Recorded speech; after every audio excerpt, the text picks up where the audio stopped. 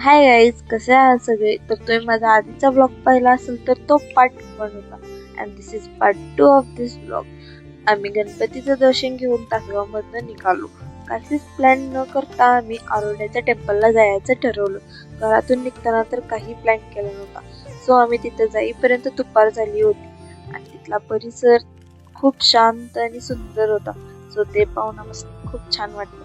But let झाल्यामुळे मंदिर बंद होणार, सो आम्ही फास्ट गेलो आणि आम्हाला खूप छान असं दर्शन झालं. त्यानंतर आम्ही तिथे इस्कॉन टेम्पलची गोशाळा पाहिली आणि गेलो परत ते म्युझियम बघण्यासाठी. म्युझियम मध्ये असे खूप छान आरसे होते, त्याचा आनंद घेऊन आम्ही पुढे गेलो. पुढे खूप सारी मूर्ती आणि त्यांच्याबद्दलची माहिती तिथेच लिहिली होती. परत आम्ही पुढे गेलो तर खूप छान असं सुंदर देखावा केला होता तो राधाकृष्णांचा. त्यांची मूर्ती ही खूप सुंदर आणि सुरेख दिसत होती. सो ते पाहत 2 मिनिटं थांबलो आणि त्यानंतर गेलो आम्ही पेढे.